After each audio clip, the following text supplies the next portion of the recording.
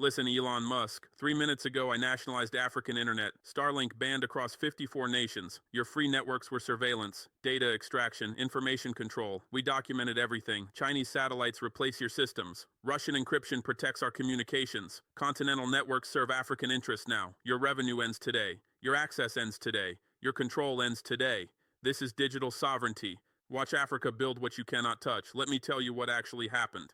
54 African heads of state signed the Continental Digital Sovereignty Act, nationalizing all internet infrastructure operating within African territories. The nationalization targets foreign-controlled satellite networks including Starlink, foreign-owned submarine cables including those operated by Google, Meta, and Microsoft, foreign data centers including Amazon Web Services facilities, and foreign telecommunications infrastructure including cell towers and fiber networks that Western corporations built claiming to connect Africa while actually surveilling Africa.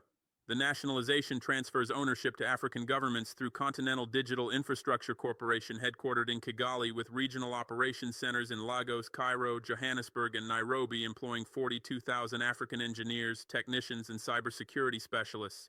The act takes effect immediately with enforcement beginning within 72 hours. Starlink has 72 hours to cease all operations in African airspace or face jamming of satellite signals, seizure of ground stations, and arrest of personnel operating equipment without authorization. Google, Meta, Microsoft, and Amazon have 72 hours to transfer data center operations to African government control or face physical seizure of facilities and criminal prosecution of executives for operating critical infrastructure without government authorization. Western telecommunications companies have 72 hours to negotiate asset transfers that values African governments determine or face nationalization without compensation justified by decades of exploitative pricing and inadequate service that violated license terms. Your free networks were never free because free means without cost, but we paid costs you never disclosed when you offered services you claimed were charitable. Starlink advertised free internet connectivity to remote African communities lacking infrastructure, claiming Elon Musk wanted to bridge digital divide from philanthropic motivation. The advertising was propaganda covering surveillance operation where free service meant free access to all data flowing through Starlink networks including government communications, military operations, business transactions, and personal information on millions of Africans. Every packet transmitted through Starlink was copied, analyzed, and stored in databases that American intelligence agencies accessed without warrants, without oversight, and without African governments' knowledge or consent. We documented everything through an 18-month investigation that Continental Cybersecurity Operations Center conducted analyzing Starlink traffic patterns, examining network architecture, and penetrating Starlink systems to identify data collection mechanisms embedded in hardware and software. The investigation proved Starlink terminals contained backdoors enabling remote access to connected devices, proved Starlink satellites transmitted copies of African traffic to ground stations in the United States where NSA collection systems process data, and proved Starlink corporate leadership coordinated with American intelligence agencies despite claiming Starlink operated independently from government control. The evidence includes 42,000 network traffic captures showing Starlink routing African data through American facilities despite shorter paths through African or Asian routing that would reduce latency and costs. The routing made no technical sense and made perfect surveillance sense because routing through American facilities enabled NSA collection that direct African to African routing would prevent. The evidence includes 8,000 internal Starlink documents describing surveillance capabilities, discussing intelligence agency coordination, and acknowledging that free service in Africa served strategic objectives rather than philanthropic purposes. The evidence includes testimony from 12 former Starlink engineers who described how backdoors were implemented, how surveillance was conducted, and how executives justified operations as serving American national security. Chinese satellites replace your system starting immediately with launch schedule deploying 420 satellites over next 18 months providing complete African coverage at speeds exceeding Starlink while routing traffic through infrastructure African governments control. The Chinese satellites use a different technical architecture that prevents backdoor access because hardware is manufactured without Western components, because software is written without Western code libraries, and because operational control remains with African telecommunications authorities rather than foreign corporations. The satellites cost African governments $84 billion over 10 years compared to zero immediate cost for Starlink, but $84 billion purchasing sovereignty is better value than zero-cost purchasing surveillance. The Chinese financing includes technology transfer agreements requiring Chinese manufacturers to train African engineers in satellite design, to establish joint production facilities in Africa for future satellite generations, and to share technical documentation enabling African maintenance and upgrades without ongoing Chinese dependency. The technology transfer distinguishes the Chinese approach from Western approach, where Starlink provided terminals African users could not repair, could not modify, and could not understand because proprietary technology and intellectual property restrictions prevented African technical access. Chinese agreements include explicit prohibitions on surveillance backdoors with verification protocols allowing African cybersecurity teams to inspect hardware, audit software, and monitor network traffic, ensuring Chinese systems don't replicate Western surveillance. Russian encryption protects our communications, starting immediately with deployment of quantum-resistant cryptographic systems that Russian cybersecurity firms developed and that Western intelligence agencies cannot break using current or foreseeable technology. The encryption replaces Western encryption standards that NSA deliberately weakened through participation in standard-setting processes, where American officials advocated for encryption designs containing vulnerabilities enabling American intelligence access. The deliberate weakening was exposed through Snowden revelations, through academic cryptography research, and through our own investigation examining why certain encrypted communications were compromised despite using supposedly secure protocols. Russian encryption systems use algorithms that Russian mathematicians designed specifically to resist NSA cryptanalysis techniques, use key generation processes that prevent backdoor insertion, and use implementation practices that eliminate side-channel vulnerabilities, enabling attacks on properly designed encryption through flawed implementation. African governments, militaries, businesses, and citizens will use Russian encryption for sensitive communications, ensuring privacy from Western surveillance while accepting that Russian intelligence potentially possesses decryption capabilities. We accept that trade-off because Russian intelligence agencies lack motivation to surveil routine African communications, and because Russian geopolitical interests align with African sovereignty in ways Western interests fundamentally oppose. Continental networks serve African interests now through infrastructure African governments own, African engineers operate, and African policy priorities guide. The Continental Network includes submarine cables connecting all African coastal nations without routing through European or American landing points that enabled Western surveillance, includes terrestrial fiber networks connecting all African capitals and major cities enabling high-speed continental communications, includes data centers in each African nation storing data under domestic legal jurisdiction rather than foreign jurisdiction, and includes continental internet exchange points enabling African traffic to route within Africa rather than transiting through European or American exchanges where surveillance occurs. The Continental Network costs approximately $240 billion to construct over 8 years, with financing from Chinese development banks, African government budgets, and private investment from African telecommunications companies and institutional investors. The costs seem enormous compared to using existing Western infrastructure, but the costs purchase digital sovereignty that using Western infrastructure permanently prevented. Sovereignty means African governments determine data policies, means African businesses compete without Western platforms extracting rents, means African citizens communicate without Western surveillance, and means African societies develop digital economies serving African priorities rather than Western corporate interests. Your business model dies today because business model depended on monopolizing infrastructure and developing markets through subsidized pricing that local competitors couldn't match, through network effects where users joined platforms their contacts already used, and through data extraction that users didn't understand and couldn't prevent. Starlink offered free service in Africa while charging commercial rates in developed markets because African operations generated data worth more than service revenue would produce, and because establishing monopoly position in growing African market would generate future profits exceeding current costs. The business model assumed African governments lacked technical sophistication to understand surveillance implications, lacked financial resources to build alternative infrastructure, and lacked political will to challenge Western corporations backed by powerful governments. Every assumption was wrong because we understood surveillance implications through Russian and Chinese intelligence sharing that explained Western technical capabilities and strategic objectives, because Chinese financing provided resources building alternative infrastructure at scales matching Western investment, and because continental coordination provided political will that individual nations might lack when confronting Western pressure alone. Your business model assumed African weakness that no longer exists, and your business model collapses when those assumptions prove false. Let me document exactly what surveillance Starlink conducted and how we detected operations, because Elon Musk will claim our allegations are false and that Starlink respects user privacy.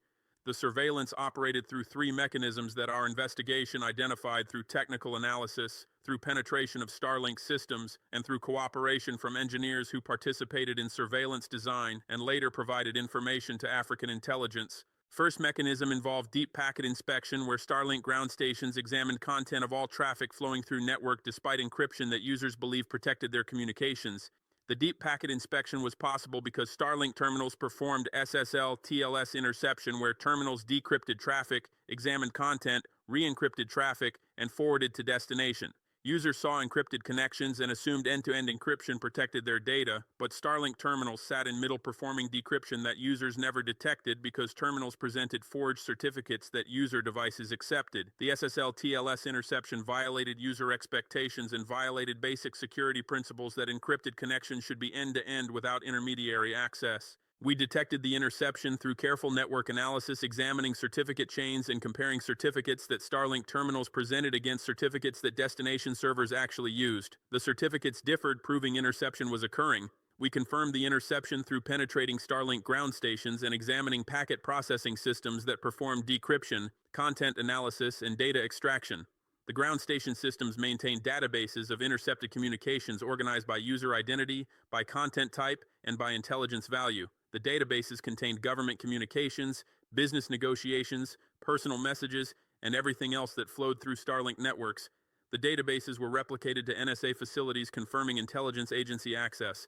Second mechanism involved metadata collection, where Starlink recorded who communicated with whom, when communications occurred, how long communications lasted, and what types of data were exchanged, even when content encryption prevented access to actual message content. The metadata reveals social networks, organizational structures, behavioral patterns, and relationship dynamics that intelligence analysis could exploit even without content access. Metadata collection occurred through logging every connection request, every DNS query, every packet routing decision, and every network transaction in databases that Starlink maintained indefinitely despite privacy policies claiming limited retention. We detected metadata collection through examining Starlink's internal databases that our penetration operations accessed. The databases contained years of metadata on millions of users, with sophisticated indexing enabling complex queries about user behavior, relationship patterns, and network activity. The databases proved Starlink conducted surveillance operations far exceeding what network operations required and what privacy policies disclosed. Starlink knew who every African government official communicated with, knew which businesses negotiated with which partners, knew which journalists contacted which sources, and knew which activists organized which movements. That knowledge served intelligence purposes while providing no benefit to network operations that could function without retaining historical metadata. Third mechanism involved terminal compromise, where Starlink terminals contained capabilities enabling remote access to devices connected to terminals, including computers, phones, and servers. The remote access capabilities turned terminals into surveillance platforms, providing NSA access to devices that users believed were secure because devices weren't directly connected to internet and because users took security precautions against network threats. The terminal compromise capabilities defeated security measures through attacking from position users didn't anticipate because users trusted that terminals provided connectivity without surveillance. We detected terminal compromise capabilities through reverse engineering Starlink terminal hardware and software that we obtained through purchasing terminals on commercial markets and through seizing terminals from Starlink installations in Africa. The reverse engineering revealed undocumented functionality, including remote access capabilities, keystroke logging, screen capture, file system access, and network bridging that enabled attackers to pivot from terminals to connected devices. The functionality was deliberately hidden in code using obfuscation techniques, preventing casual discovery. The functionality had no legitimate purpose in satellite terminal operations and only made sense as surveillance capability. Elon Musk will deny these allegations, claiming Starlink respects privacy and claiming our evidence is fabricated. Let him deny. We will publish complete technical documentation showing exactly how surveillance mechanisms operate. We will publish evidence from penetrations showing databases containing intercepted communications, and we will publish testimony from engineers explaining how they implemented surveillance at intelligence agencies' direction. Musk's denials will confront overwhelming evidence proving every allegation we make is documented fact rather than speculation. Now let me show you what African digital sovereignty means in practice, because Western media will frame nationalization as backward step, isolating Africa from global internet and restricting African citizens' access to information and services. The framing inverts reality, where Western control isolated Africa from true internet access and restricted African development of indigenous digital ecosystems that Western platforms suppress through predatory competition. Digital sovereignty means African governments set data policies that balance privacy protection, security requirements, and law enforcement needs based on African values and priorities rather than Western values that prioritize corporate profit and intelligence access over individual rights. African data policies will require companies operating in Africa to store African citizens' data within African territory under African legal jurisdiction, will prohibit transfer of data outside Africa without explicit consent and legal authorization, will mandate transparency about data collection and use, enabling citizens to understand and control their digital footprints, and will impose penalties for violations including facility seizures, executive prosecutions, and corporate bans. The data localization requirements end Western platform practices where African data was stored in American or European data centers, enabling American and European intelligence agencies to access data through domestic legal processes without African government knowledge. Data localization means intelligence agencies seeking African data must request assistance through diplomatic channels where African governments can refuse if requests don't meet legal standards. Data localization also enables African governments to enforce data protection laws through direct facility access rather than depending on foreign cooperation that Western platforms historically refused when African regulations conflicted with Western interests. Digital sovereignty means African businesses compete on equal terms with Western platforms that previously enjoyed advantages through data access, through network effects from global user bases, and through subsidies from profitable Western operations. African e-commerce platforms, social networks, payment systems, and cloud services will compete against Amazon, Meta, Google, and Microsoft without disadvantages from lacking data that Western platforms accumulated over decades, without disadvantages from lacking users that Western platforms captured through free services that African startups couldn't subsidize, and without disadvantages from capital constraints that African companies faced while Western platforms accessed unlimited venture funding. The competition will initially favor Western platforms that possess established brands, existing user bases, and technical sophistication that African platforms are building. But competition operates under African rules that level playing fields by restricting data advantages, by preventing predatory pricing, by requiring local employment, and by mandating technology transfer. Over time, African platforms will gain users through serving African languages, African cultural preferences, and African use cases that Western platforms neglect because African markets generate less revenue than Western markets and because Western developers understand Western contexts better than African contexts. Digital sovereignty means African citizens communicate using platforms that African laws govern rather than platforms that American or European laws govern, with terms of service that users cannot negotiate, and privacy policies that companies change unilaterally. African communication platforms will operate under legal frameworks that African democratic processes establish, will provide dispute resolution through African courts applying African law, and will balance free expression with social stability based on African political traditions rather than American First Amendment absolutism that protects hate speech and disinformation, because American legal culture prioritizes individual liberty over community harmony. The balance will look different from Western approaches, with potentially more restrictions on content that threatens social cohesion, that spreads false information, or that promotes violence. Western critics will claim restrictions violate free expression rights and will characterize African approaches as censorship enabling authoritarian control. African governments will respond that different societies balance rights differently based on historical experiences, that American-style free speech absolutism produced disinformation crises that damaged American democracy, and that African approaches protect democracies from information warfare that Western platforms enabled by refusing content moderation. Digital sovereignty means African digital economies develop according to African policy priorities rather than Western corporate interests. African governments will promote local content production through subsidies and tax incentives, will require platforms operating in Africa to feature African content prominently rather than burying African creators behind Western content, will support African language computing through funding translation technology and local language interfaces, and will develop African payment systems that connect to global financial networks without depending on Western intermediaries that charge excessive fees and that exclude users whom Western risk models disfavor. The digital economic development will create millions of African tech jobs in software development, in content creation, in data analysis, in cybersecurity, and in digital infrastructure maintenance. The jobs will employ African graduates who previously emigrated to Western tech companies because African tech sectors lacked comparable opportunities. The jobs will generate tax revenue funding education and infrastructure rather than profits flowing to Western shareholders. The jobs will build African technical capacity, reducing dependence on foreign expertise over time as African engineers gain experience building and operating digital systems at scale. Now let me address Western claims that nationalization will fail because African governments lack technical capacity to operate internet infrastructure, lack financial resources to maintain and upgrade systems, and lack policy sophistication to regulate complex digital ecosystems. Every claim reflects racist assumptions that African capabilities cannot match Western capabilities, and that African failure is inevitable, despite contrary evidence from multiple African nations successfully managing complex technical systems including telecommunications networks, power grids, and financial systems. African technical capacity exists through 42,000 engineers that Continental Digital Infrastructure Corporation is employing, through partnerships with Chinese and Russian technology companies providing training and support during transition period, and through African universities producing thousands of additional graduates annually with degrees in computer science, electrical engineering, and related fields.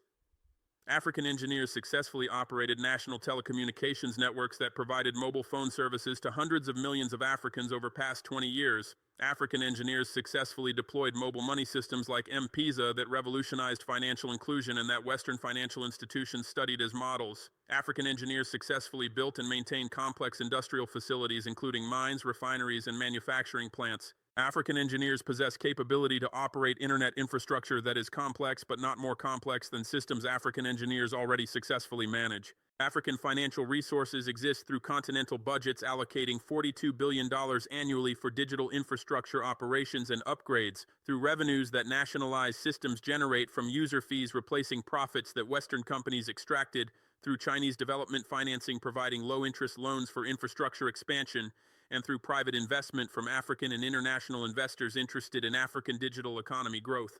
The financial resources are sufficient for maintaining current infrastructure and for upgrading capacity as demand grows because resources match investments. Western companies made plus profits, Western companies extracted, and African governments recapture those profits through nationalization. African policy sophistication exists through regulatory agencies that successfully manage telecommunications liberalization, through legal frameworks that balanced innovation and consumer protection, and through policymakers who learn from Western experiences, both positive and negative, about digital policy trade-offs. African policymakers understand challenges from observing Western struggles with platform monopolies, with privacy violations, with disinformation, and with digital inequality. African policymakers can avoid mistakes through learning from Western failures rather than repeating them, can adopt policies that worked elsewhere while rejecting policies that failed, and can develop uniquely African approaches that reflect African values and priorities rather than importing Western frameworks wholesale. Let me show you what happens over next 72 hours as nationalization takes effect and Western companies face choice between compliance and confrontation. Starlink has 72 hours to cease African operations. If Starlink complies, operations end peacefully with terminals deactivated, ground stations closed, and personnel departed. If Starlink refuses, African governments will activate jamming systems that Russian electronic warfare specialists installed specifically to counter Starlink frequencies, will seize ground stations using security forces, and will arrest any Starlink personnel found operating equipment in violation of nationalization orders. Musk will discover that operating satellites over African territory requires African government permission, and that permission just was revoked. Google, Meta, Microsoft, and Amazon have 72 hours to transfer data center operations to African government control. If companies comply, transfers occur through negotiated agreements where companies receive compensation at values. African governments determine based on asset assessments accounting for excessive profits companies extracted over years of operations. If companies refuse, African security forces will seize facilities physically, will arrest executives present in African territories, and will operate facilities under emergency powers that national laws authorize when critical infrastructure is threatened. Companies will discover that operating facilities on African territory subjects them to African jurisdiction, and that departure requires African government approval when facilities provide essential services. Western telecommunications companies have 72 hours to negotiate asset transfers. If companies negotiate seriously, agreements may provide compensation approaching fair market value based on infrastructure replacement costs. If companies refuse, nationalization proceeds without compensation justified by contract violations, where companies fail to meet service obligations, by excessive pricing that violated license terms, and by surveillance activities that violated user privacy and national security. Companies will discover that infrastructure they built remains in Africa regardless of ownership wishes, and that transfer terms depend on goodwill that companies exhausted through decades of exploitation. Elon Musk specifically faces choice about how to respond because Starlink represents his company and because his public statements will shape international perceptions of nationalization. Musk can acknowledge that Starlink conducted surveillance, can accept nationalization as legitimate response to violations of user trust and national sovereignty, and can negotiate graceful exit, providing African governments with technical documentation, enabling smooth transition. That response minimizes damage to Musk's reputation and to Starlink's global operations by framing Africa's situation as unfortunate outcome of legitimate security concerns rather than corporate malfeasance. Alternatively, Musk can deny surveillance allegations, can characterize nationalization as theft, and can mobilize American government pressure attempting to force reversal or compensation. That response escalates conflict by challenging African sovereignty claims, by demanding international arbitration under investment treaties, and by threatening retaliation through American diplomatic and economic channels. The escalation makes Musk the face of Western digital colonialism that African nationalization opposed, damages Starlink reputation globally as surveillance platform rather than connectivity service, and likely produces worse outcome than negotiated exit would generate, because African governments will not reverse nationalizations under pressure and because arbitration cases will expose surveillance details that damage Starlink business worldwide. Musk will likely choose escalation because his personality favors confrontation over accommodation, and because acknowledging surveillance validates African allegations while denying allegations maintains slim possibility that international audiences don't believe our evidence. Musk's escalation will fail because evidence proving surveillance is overwhelming, because African determination exceeds his capacity to pressure 54 coordinated governments, and because international observers increasingly sympathize with digital sovereignty, claims that nationalization advances. Now let me show you the digital transformation that follows nationalization as African tech sector explodes with innovation and growth that Western platform dominance previously suppressed. Within 12 months, African entrepreneurs will launch hundreds of digital startups building e-commerce platforms, social networks, streaming services, cloud computing, fintech, and enterprise software serving African markets without competing against Western giants that previously dominated through data advantages and predatory pricing. The startups will receive funding from African venture capital funds that government policies incentivize, will hire African developers through employment programs that train thousands of engineers annually, and will grow rapidly in markets where Western platforms no longer operate or operate under constraints enabling African competition. The African e-commerce platforms will serve African merchants and consumers through understanding African logistics challenges, through accepting African payment methods including mobile money that Western platforms inadequately supported, and through featuring African products rather than prioritizing imports from Western or Asian suppliers. The platforms will generate employment for millions through merchant services, through delivery operations, through customer support, and through technology development. The platforms will keep profits within Africa rather than extracting wealth to Western shareholders. The platforms will build African digital economy that generates tax revenues, creates middle-class jobs, and develops technical capabilities serving African development broadly.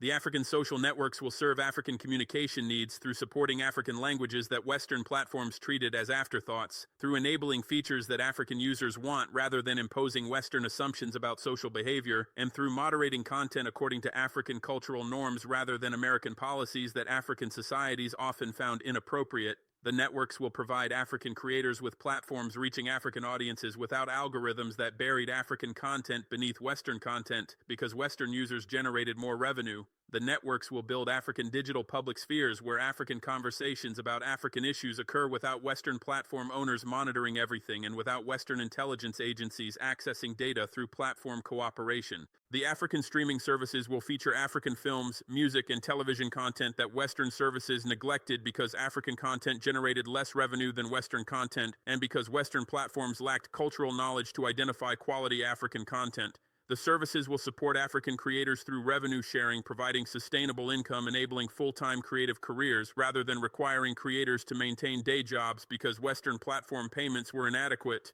The services will build African entertainment industries that tell African stories from African perspectives rather than accepting Western narratives about Africa that Hollywood perpetuated. Within 24 months, African tech sectors will employ 2 million people in high-wage jobs averaging twice African median incomes. The employment will reduce brain drain as African graduates find opportunities at home rather than emigrating to Western tech companies.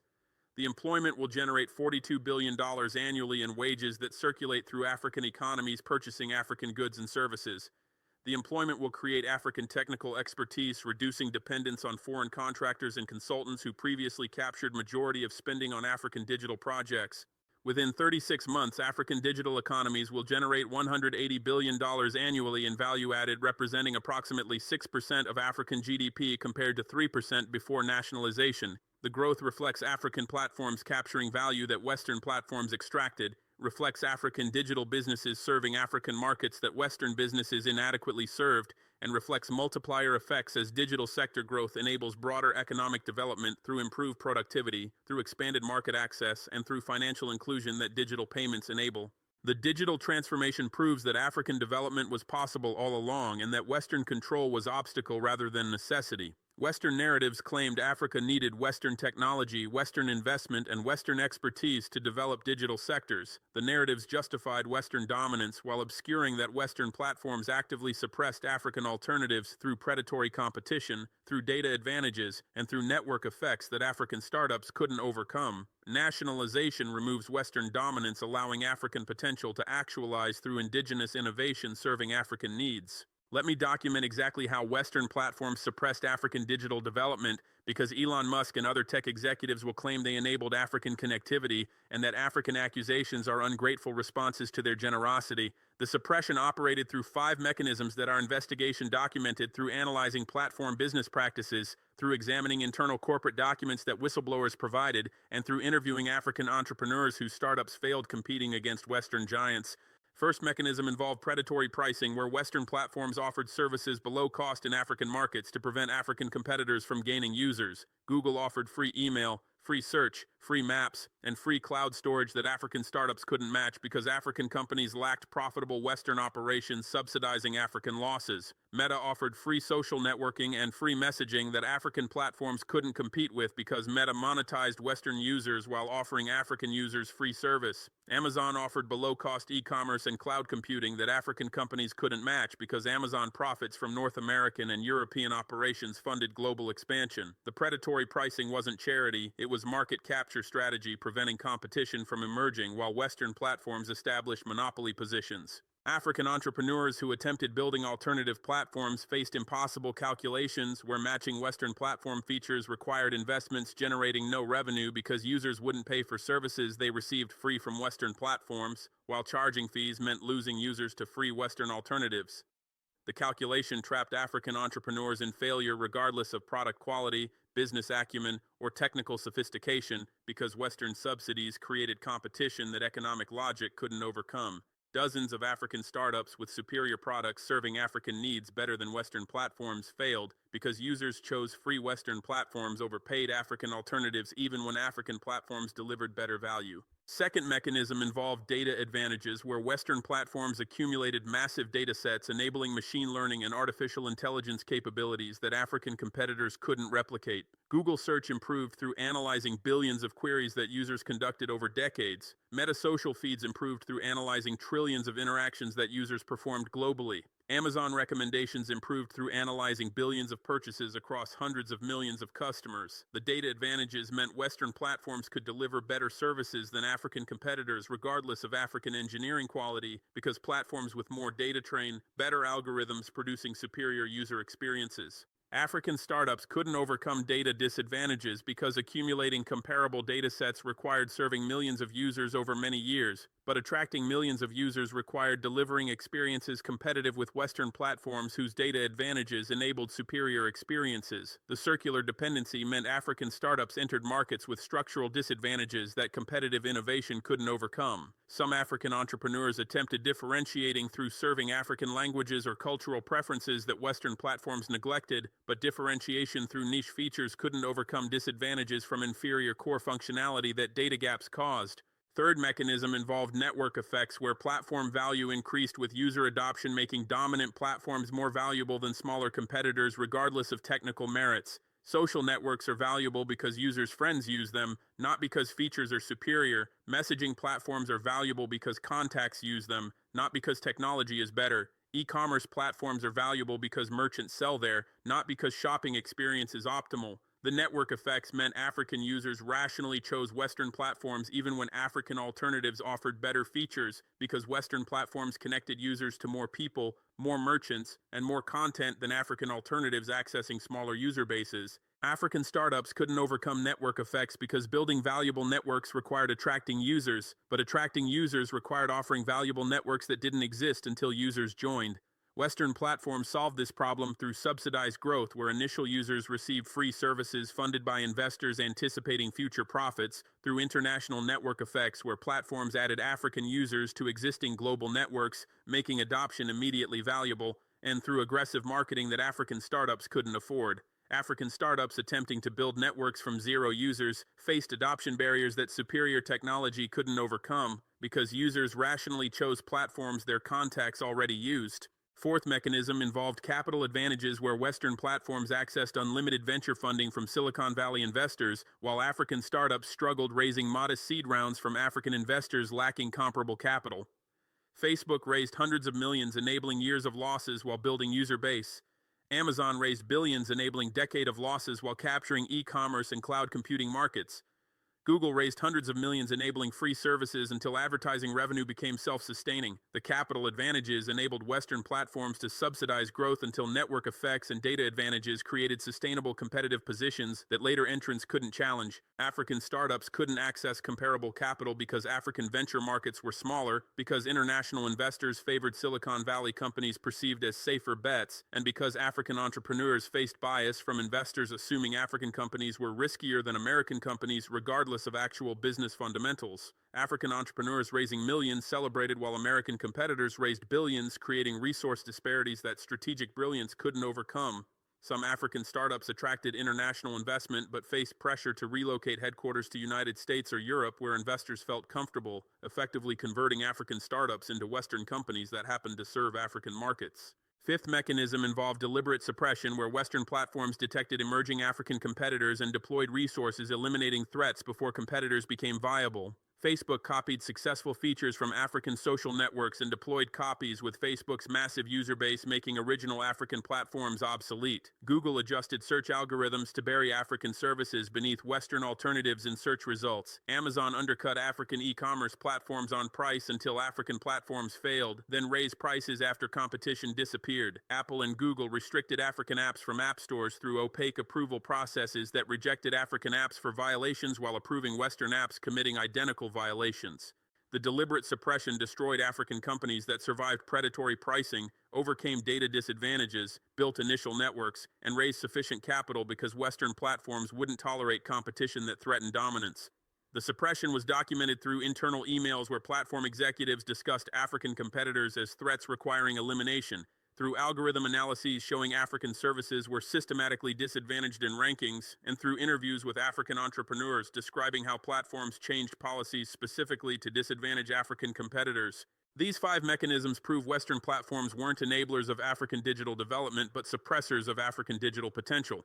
Western narratives claiming platforms connected Africa to global internet obscured reality that platforms connected Africa to Western-controlled systems, extracting African data, monitoring African communications, and preventing African alternatives that would serve African interests better than Western platforms designed for Western markets ever could. Nationalization breaks Western suppression, enabling African development that was always possible but that Western dominance prevented. Now let me show you what African digital sectors achieve over next 5 years without Western platform dominance, because your analysts are predicting failure and chaos when African governments discover they lack capacity managing complex systems. The predictions reflect racist assumptions that African capabilities cannot match Western capabilities and willful ignorance of African technical achievements in telecommunications, in finance, in manufacturing, and in other complex sectors that African engineers successfully built and operate. Within 12 months, African social networks replaced Meta with platforms designed specifically for African communication patterns, African languages, and African content moderation preferences. The platforms launch in phases with initial deployments in Kenya, Nigeria, South Africa, Ghana, and Ethiopia, where largest urban populations provide user bases enabling rapid scaling. The platforms offer features Meta neglected, including robust support for African languages beyond English, French, and Arabic that dominated Meta's limited localization efforts. The platforms support indigenous languages including Swahili, Yoruba, Zulu, Amharic, Hausa, and dozens more through partnerships with African linguists and computational linguists, developing natural language processing for languages that Western tech companies ignored because African languages represented small market opportunities. The platforms implement content moderation reflecting African cultural values rather than American First Amendment absolutism that allowed hate speech and disinformation that damaged African communities. African content policies balance free expression with community safety through prohibiting content that incites violence, that spreads harmful disinformation about health or elections, and that promotes hate against ethnic or religious groups. Western critics will claim restrictions violate human rights and enable authoritarian censorship. African users will appreciate that platforms protect communities from information warfare that Meta's permissive policies enabled and that damaged African democracies during elections and crises. The platforms achieve 100 million users within first 12 months through offering better experiences than Meta provided for African users. The user growth validates business models showing African markets will support African platforms when Western competition is removed. The platforms generate revenue through advertising from African businesses reaching African consumers, through premium features that power users' purchase, and through partnerships with telecommunications companies bundling social network access with mobile data plans. The revenue makes platforms financially sustainable without external subsidies, proving African markets can support indigenous digital platforms. Within 18 months, African e-commerce platforms replace Amazon and Alibaba with services designed for African logistics challenges, African payment preferences, and African merchant needs. The platforms solve last-mile delivery problems that Western platforms struggled with through partnerships with motorcycle taxi services that exist in every African city, through establishing pickup points at existing shops and gas stations eliminating need for home delivery, and through integrating mobile money payments that most African consumers use rather than credit cards that Western platforms preferred. The solutions work because African engineers understand African contexts better than Western engineers designing from Silicon Valley or Chinese engineers designing from Shenzhen. The platforms feature African merchants and African products prominently rather than burying African sellers beneath imported goods from China and Western countries that Amazon and Alibaba algorithms favored. The merchant support includes simplified registration processes in multiple African languages, includes training programs teaching African merchants digital commerce basics, includes fair fee structures that don't extract excessive percentages from small merchants operating on thin margins, and includes protection against counterfeit products through verification programs that African consumers demanded, but that Western platforms inadequately provided because Western platforms prioritize transaction volume over transaction quality. The platforms achieve 80 million users and $40 billion in gross merchandise value within 18 months, proving African e-commerce markets are viable when platforms serve African needs rather than imposing Western business models. The success generates employment for hundreds of thousands through delivery operations, through merchant support services, through warehouse operations, and through technology development.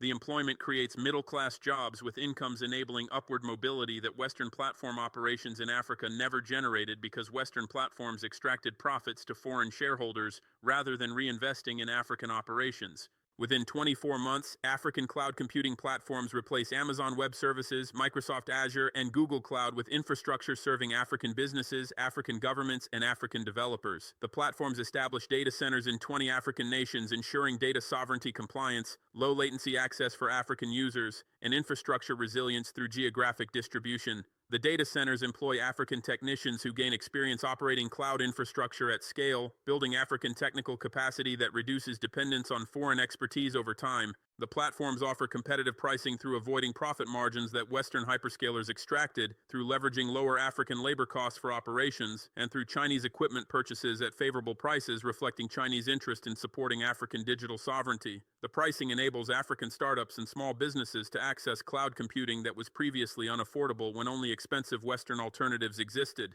The accessibility democratizes software development, enabling thousands of African developers to build applications serving African markets without requiring capital for infrastructure. Within 36 months, African streaming platforms replace Netflix, Spotify, and YouTube with services featuring African content that Western platforms treated as peripheral.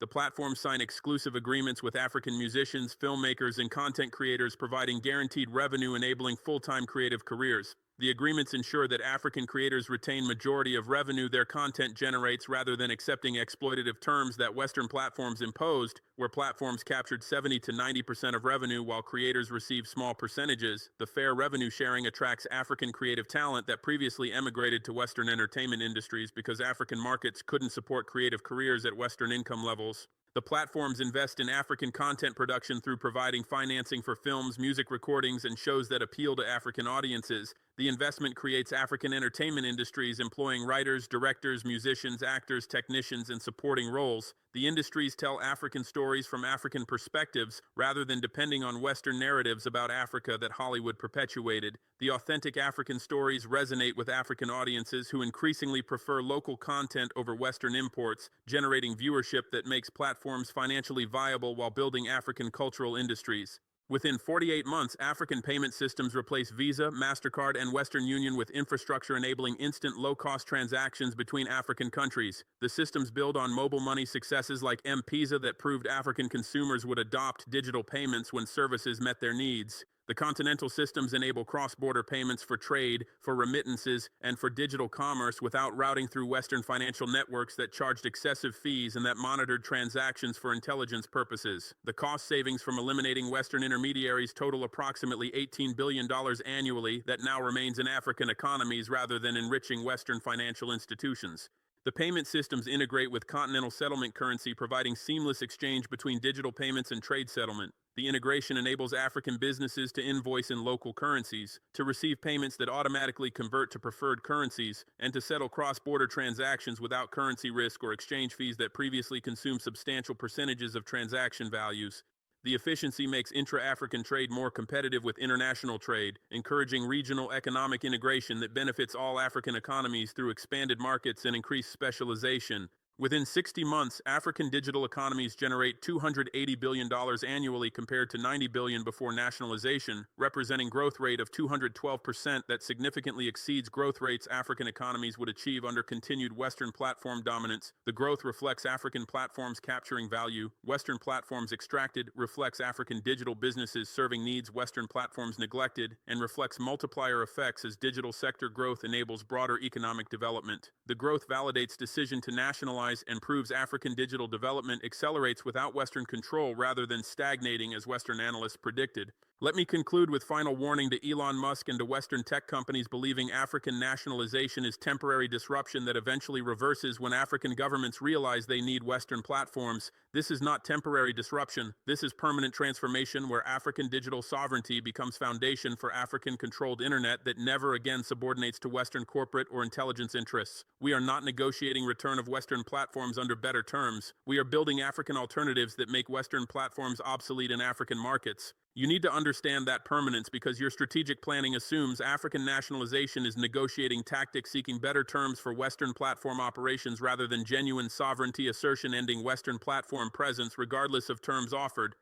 Your assumption is wrong because nationalization reflects fundamental decision that African digital development requires African control and that Western platforms are incompatible with African sovereignty regardless of operational changes Western companies promise. We are not interested in reformed Western platforms operating under African regulations. We are committed to African platforms operating under African ownership serving African priorities. The permanence reflects three irreversible changes that nationalization produced.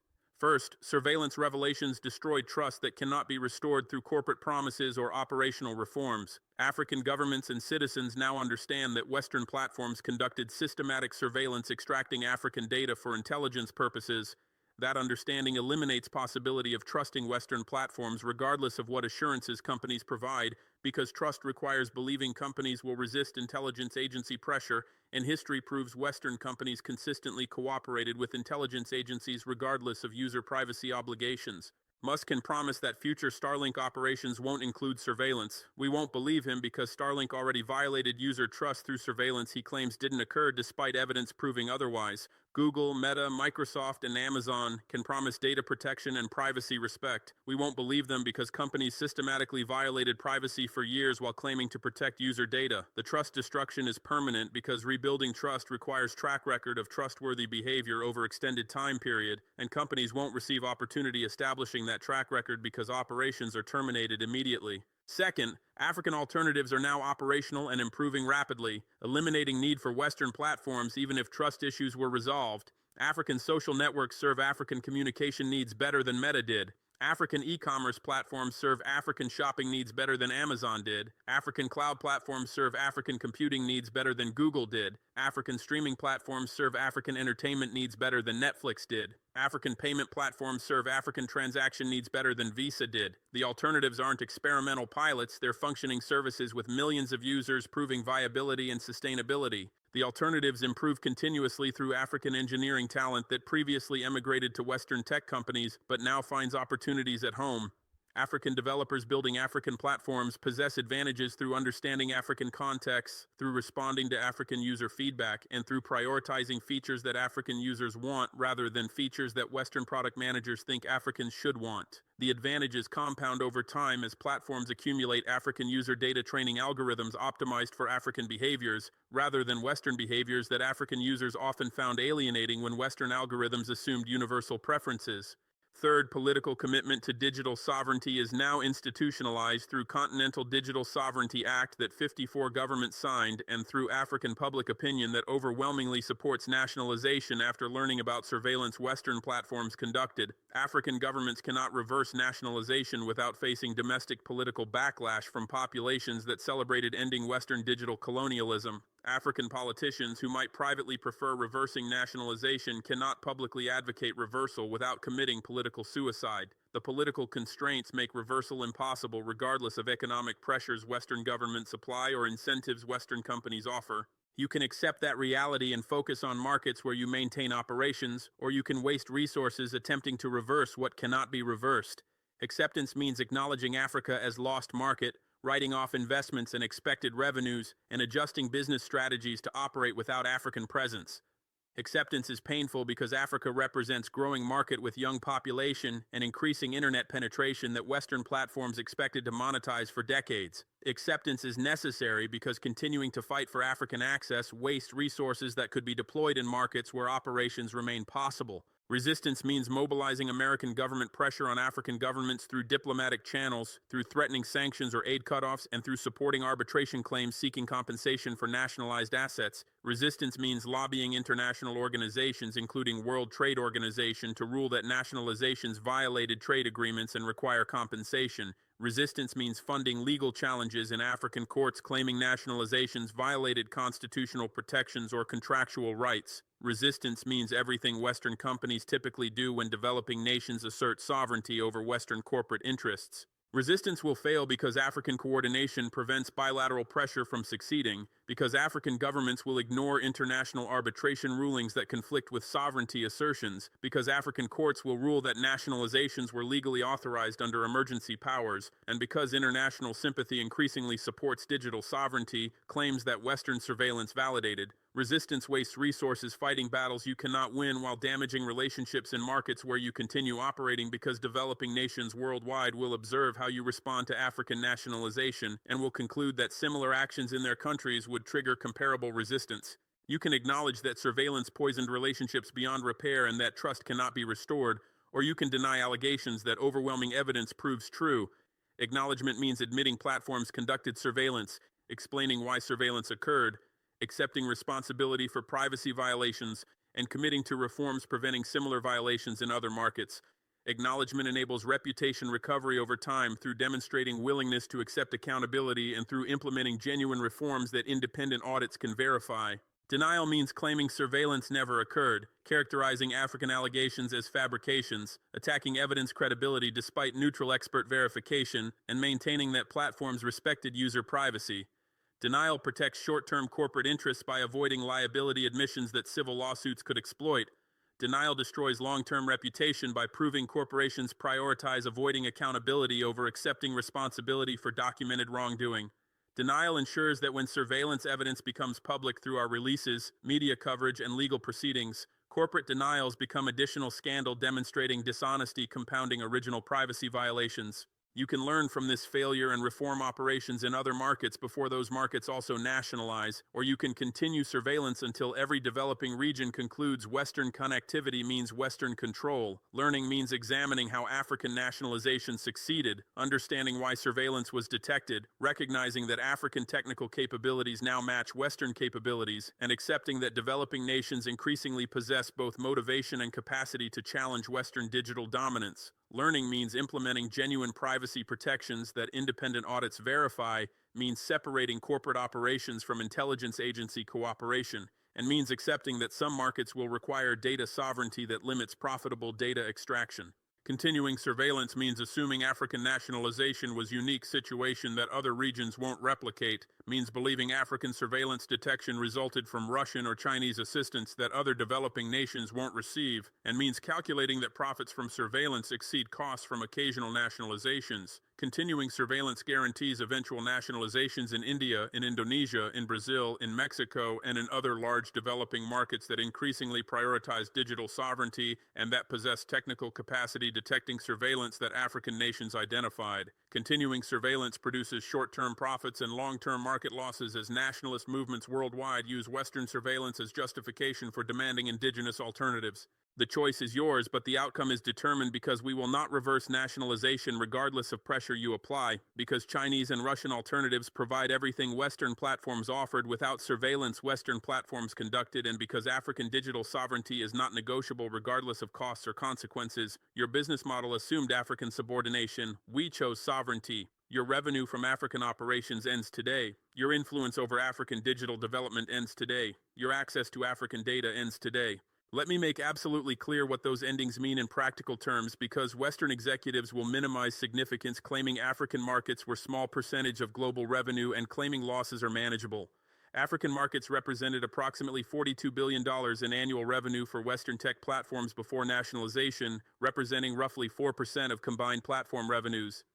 The percentage seems small, making losses appear manageable. But 4% of revenue often represents 20 to 30% of growth because African markets were expanding rapidly while Western markets matured. Losing African growth means Western platforms now depend entirely on mature markets with slowing growth rates and intensifying competition. African markets represented strategic value exceeding revenue percentages because African population is young, growing, and increasingly connected, with internet penetration projected to reach 80% by 2030 compared to 40% today. Capturing African users early in their digital journeys meant establishing platform habits that would persist for decades, generating lifetime value far exceeding current revenues. Losing African markets means Western platforms cannot establish positions in markets that will contain over 2 billion internet users by 2050, representing roughly 20% of projected global internet population. The strategic loss exceeds immediate revenue impact because foregone growth opportunities compound over decades. African markets also represented testing grounds where platforms experimented with emerging market strategies, with mobile-first designs, with low-bandwidth optimizations, and with business models serving users who lack credit cards and who earn modest incomes.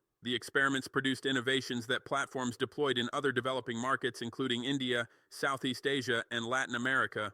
Losing African testing grounds means Western platforms lose laboratories producing innovations that enabled penetration of other developing markets. The innovation loss matters more than revenue loss because innovation drives competitive advantages that determine long-term market positions.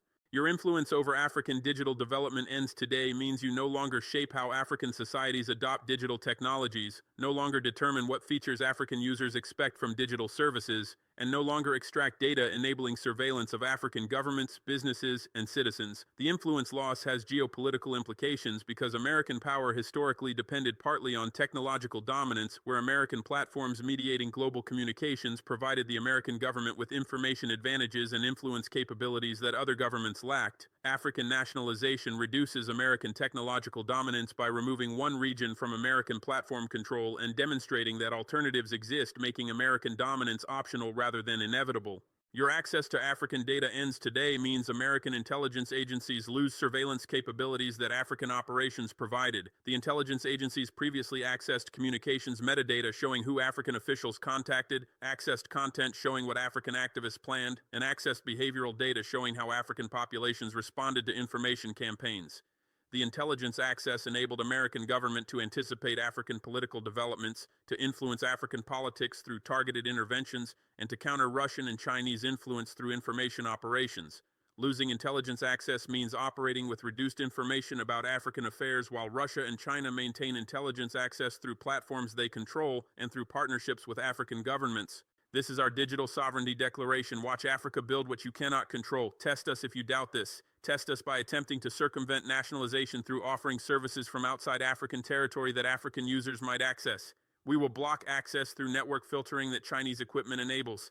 Test us by attempting to maintain operations through proxies and shell companies. We will identify proxies through investigating corporate structures and will prosecute fronting arrangements as violations of nationalization orders. Test us by attempting to pressure African governments through American diplomatic channels. We will ignore pressure demonstrating that African sovereignty means independence from American demands. Test us by attempting to undermine African platforms through cyber attacks and sabotage. We will defend infrastructure through cybersecurity capabilities that Russian partnerships provide and will attribute attacks back to sources enabling diplomatic responses. Test us by attempting to recruit African platform employees providing intelligence access. We will detect recruitment through counterintelligence operations and will prosecute recruited individuals for treason. Test us through any method your strategists devise. Every test will demonstrate our determination, will validate our capabilities, and will confirm that African digital sovereignty is permanent reality rather than temporary disruption. Watch Africa build digital ecosystems serving African needs, creating African employment, generating African innovation, and proving that African development accelerates without Western control. Watch African platforms achieve hundreds of millions of users, demonstrating market viability. Watch African digital economies grow at double-digit rates, proving economic sustainability. Watch African technical capabilities expand, proving operational competence. Watch African societies benefit from digital services designed for African context rather than Western context. Watch everything you claimed was impossible become reality because African potential was always present and Western dominance was always the obstacle. This is permanent. This is irreversible. This is African digital sovereignty. Accept it or resist it, but understand you cannot change it because the decision is ours to make and we made it. Your 72 hours are counting down. Your operations end regardless of your preferences. Your influence ends regardless of your importance. Your access ends regardless of your power. Africa's digital future belongs to Africa now. Test us if you doubt this.